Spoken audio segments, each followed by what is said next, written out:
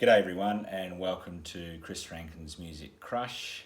Just thought I'd do a little listening video for you, what I've been listening to recently. Got nothing new that's come into show, well, not really, but I thought I'd just show you what I've been listening to. Been on a big Styx kick lately. Been listening to a lot of Styx. I've been watching that the DVD, the Return to Paradise DVD that they filmed. It was either 1996 or 97 in Chicago, where they all sort of got back together and did that big long show. Great show, so good. I haven't actually got the new one yet. I've listened to it a lot online, that Crash of the Crown. I was hoping that one of my local music stores would sort of just have it on hand, but they haven't, so I've had to order it. I was kind of hoping I wouldn't have to order it, but yeah. Not many new releases that really got me this week. A few good ones. The new Hardline album is excellent. The hard rock Los Angeles band, their new album is fantastic. Musk Ox, dark folk band, their new album really good. The band, black metal band Marras, I think is how you pronounce it. Really good new album by them. And I'll put these in the description below.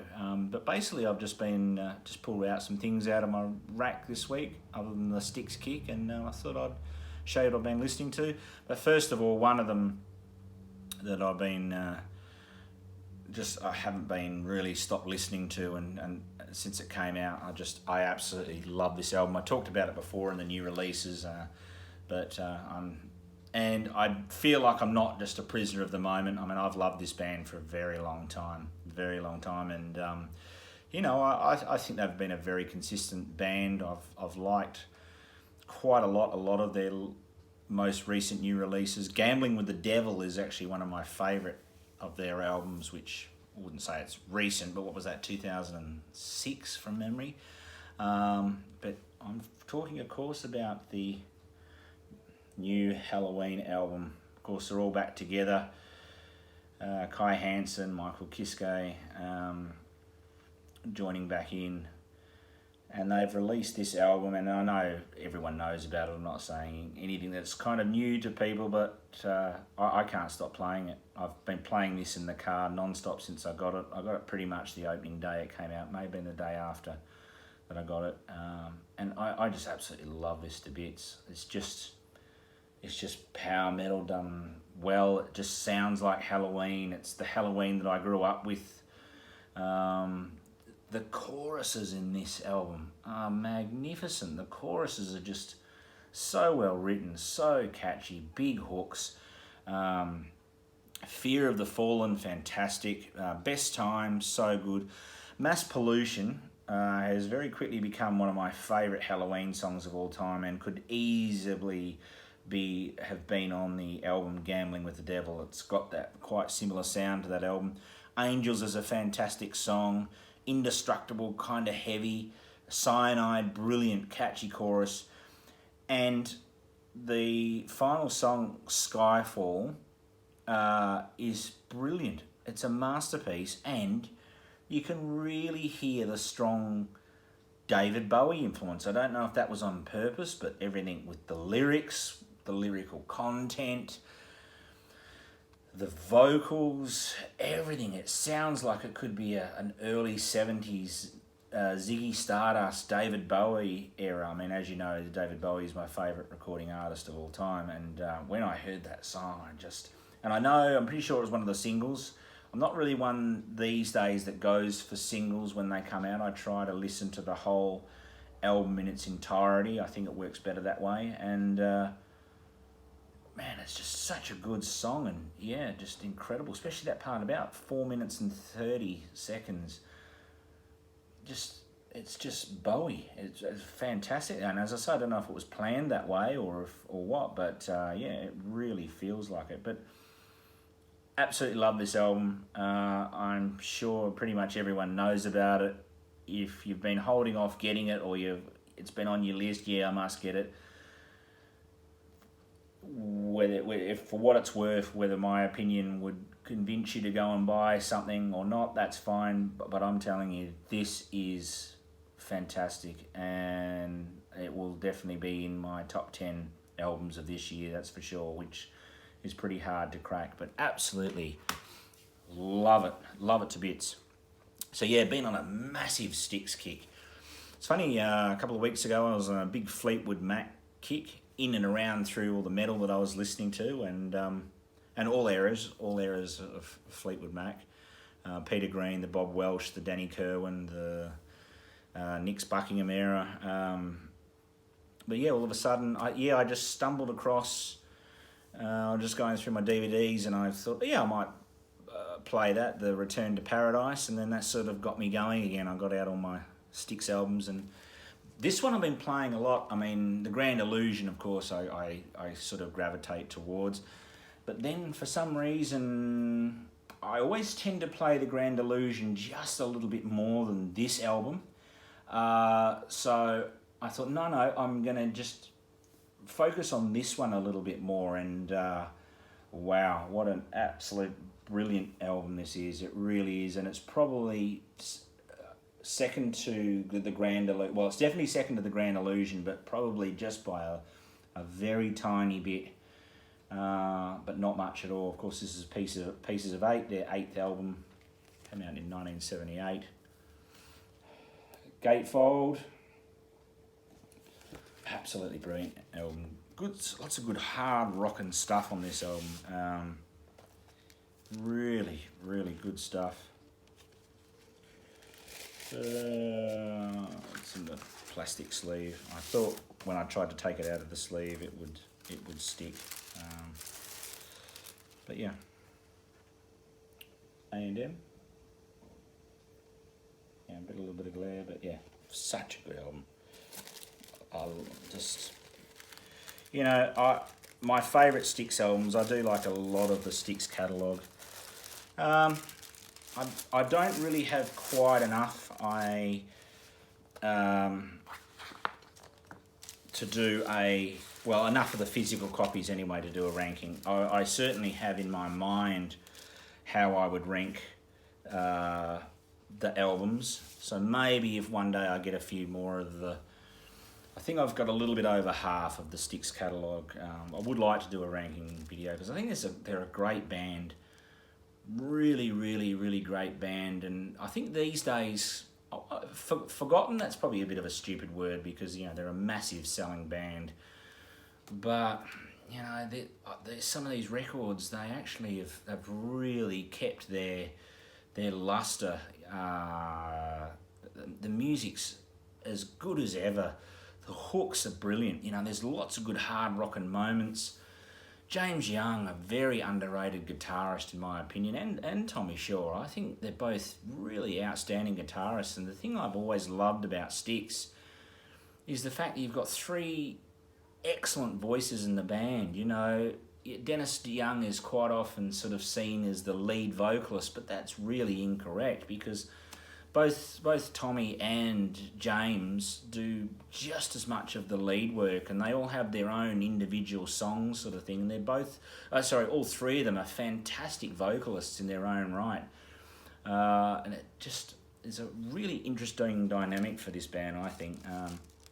Some favourite songs on here, Blue Collar Man. I love it with that big organ start, just really good. Queen of Spades, one of their best. Renegade, good hard rocking song, one of their best also. Pieces of Eight, I love. Great White Hope, brilliant. Sing for the Day, I mean, once you hear that, you just can't get it out of your head. And it's a good way, it's a lovely, bubbly sort of a tune. And then Lords of the Ring, absolutely brilliant song. Yeah. So yeah, Styx, Pieces of Eight, absolutely brilliant record. I find very much so with Styx albums that once I put them on, I find them very hard to stop playing, and in a good way. It's certainly not earwormy, but it feels very sort of homely, like comfort food. Like it's very, you just put it on and you sing the choruses, and there's good hard rocking moments, and it's proggy, and and the songwriting is interesting, the lyrics are interesting, they're a little bit different and not the same old sort of stuff. Yeah, I don't like Styx, I love Styx very, very much. Very, very much indeed. Next, pulled out this classic. I mean, what an absolute classic of an album. It really is. I can never quite decide between... Well, no, actually, I think Morbid Tales I do like a bit more. It's funny, I probably should like this one more because this one's certainly got progressive moments. And, you know, in my opinion, this is one of the very earliest progressive black metal albums. And yes, it's proto black metal, I guess, kind of, sort of, is, you know, it's part of the first wave of black metal, yeah. But it is definitely one of the early progressive black metal albums. And in that regard, I probably should like it the most by a clear way because of my love of progressive music, and I tend to lean towards progressive stuff. But Morbid Tales is just so heavy and was just so extreme for its time. I remember when I first heard that, not long after it came out, a little while, but not long. So if you're not sure about this album, 1985 this came out, so this is the second full-length album by Celtic Frost. So many good songs on here. Jewel Throne, Dawn of Megiddo, Fainted Eyes, Circle of the Tyrants is probably my favourite on here. Beyond the North Winds, and Necromantical Screams. I mean, it's just, from top to bottom, one of the best extreme metal albums ever made. I just love it. I love everything about it. It's, yeah, a little bit, and now even though Morbid Tales certainly came out before death metal, and I'll stand by this statement, I think certain songs on Morbid Tales are some of the earliest death metal songs ever made, because it's extreme, but some of the songs that are a little bit slowed down and mid-tempo have more of that death metal crunch to it than, you know, even later Possessed and Death. As much as I love Death, and I look at, you know, the Possessed album and Death, Scream Bloody Gore, and Messiah, with the polar bear on the front, Extreme Cold Winter, I look at those as early death metal albums. Morbid Tales is before that, and for me it definitely has a death metal sound. This, I think, has definitely more of a black metal sound again, so it's got a bit more of the Hellhammer sound on it. Obviously cleaner and better produced and sort of well executed than Hellhammer, but yeah, a little bit more on the black metal, raw sort of black metal sound than what Morbid Tales, and that's just my opinion. But what an album. I still remember when this came out and I heard it, you know, I really hadn't heard anything like this at all. Sure, there was Bathory, and, you know, people talk about Venom being, but, you know, Venom didn't sound like this. And even Bathory was quite different. Bathory was sort of, was more of the raw, whereas this had a bit of polish to it, had a bit of progressive to it. The songs had a little bit of weirdness to it as well. Just, I love this album. Love it so much. Like anything Celtic Frost. And even, you know what, Cold Lake, it's nowhere near as good, we all know that, as the rest of its catalogue. But you know what? A couple of times in the last 3 or 4 years when I heard people really going bad on that album, I listened to it and went, you know what? It's actually it's not really a hair metal album. Yes, I know the look was different and it's quite different to the other Celtic Frost albums, but it's still quite raw and rough and still quite heavy in spots, just with a little bit more catchiness that hair metal albums had. But you know what?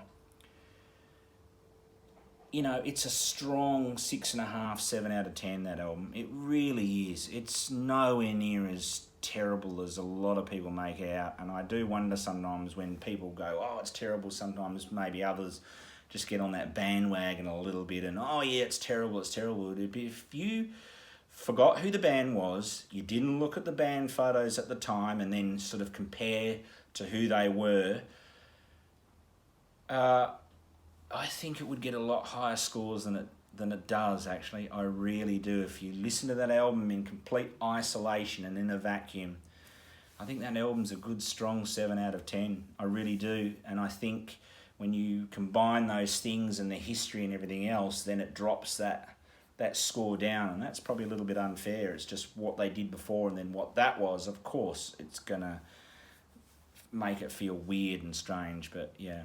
But anyway, boy, I can really talk about Celtic Frost. I really can. I love that band so much. Well, what they were. And of course, Triptychon is, in some ways, to me, Triptychon is the continuation of Celtic Frost. Just brilliant.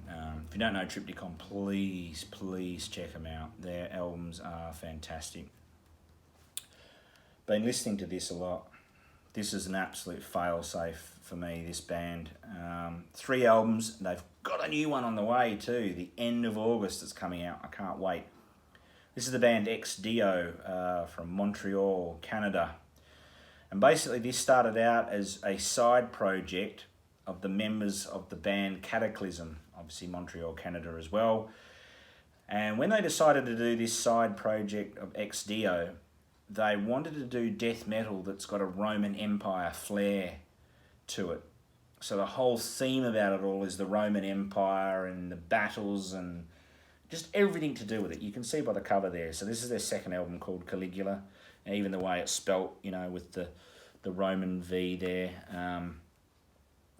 So it's death metal, but it's epic and it's grand and it feels at times like it could be like part of a movie score with big open battles of gladiators and centurions and all sorts of things. You know, there's trumpets in there and it sounds grand, but make no mistake, this is still death metal.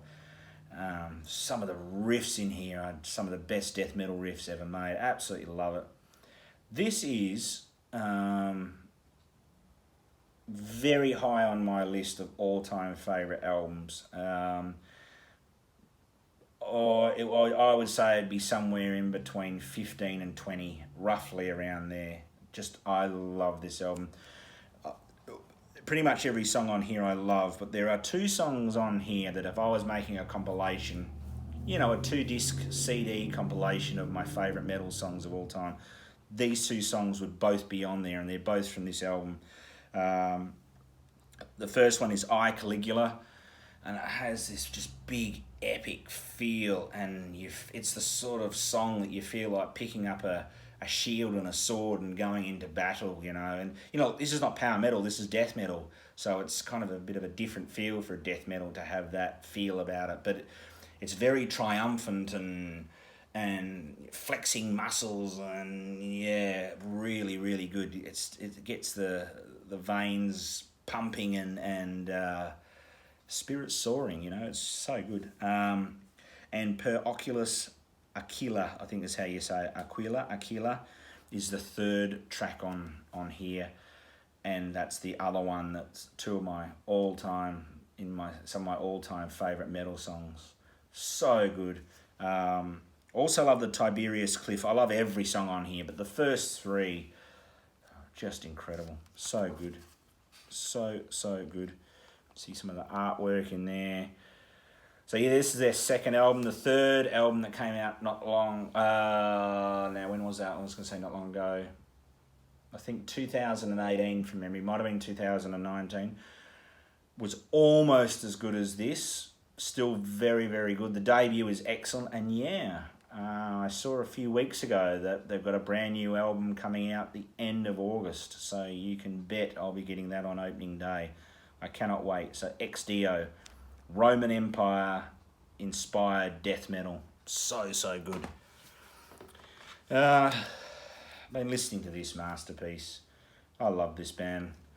I'm pretty sure you pronounce it Dwarf. It's spelled Drudkh, but I think you pronounce it Dwarf. Atmospheric black metal band from Ukraine, and I think one of the better ways to describe them, atmospheric black metal, there's a lot that do this, but I like to refer to this as nature black metal. because a lot of their stuff is about nature, and it's not the usual sort of things that are associated with black metal. And this one is a prime example. So this album is called Autumn Aurora, and you know, it's very nature sounding. You know, it's more about feeling like you're in a well, look at the cover. It's like you're in a nice forest somewhere in autumn, and it just so happens that you've got black metal playing while you're going for a stroll through here. This album is 10 out of 10 for me. This is one of the best black metal albums ever made. This band is ultra consistent. They've never made an album below about 8.5 out of 10 for me. Maybe I'll do a ranking video of them one day. That'll be good. I've got most. Yeah, maybe not most. Probably about 70% of their discography. That'd be a good discography to do. My second favourite of theirs is an album called Microcosmos, and that's exactly what it's all about. Just a brilliant... No real point telling you my favourite songs in here. There's only 6 songs on the whole album, so it'd be pretty silly to isolate. And they tend to be albums that best to listen all the way through. I mean, I like that with albums anyway, but it's you know, their albums are very good to just listen the whole way through as one thing.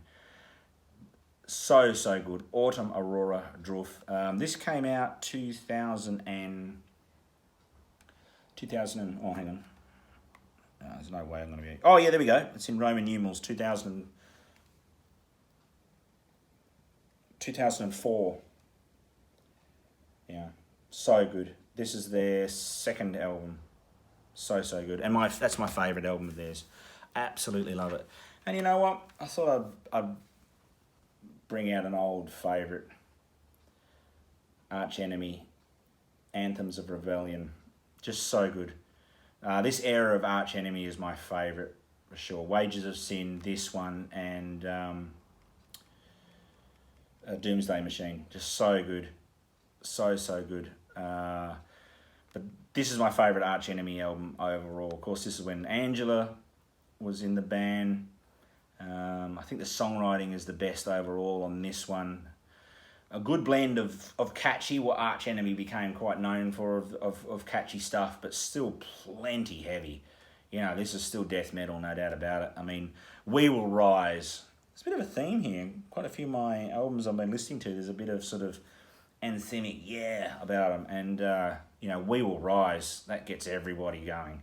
If you want to see a really good live clip, have a look at the live clip. It's on YouTube of Arch Enemy doing We Will Rise in Tokyo.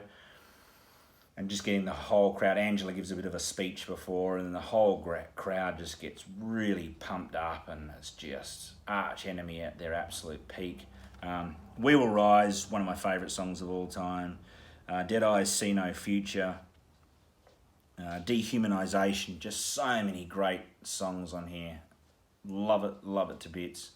A brilliant death metal album. So there we go, guys. Not really anything ultra new into my collection, except for the Halloween, which was, nearly 2 weeks ago now. So, but I thought I'd just give you a bit of a thing of what I've been listening to. Been pretty busy with work and everything, so it's been hard to get on to do the videos.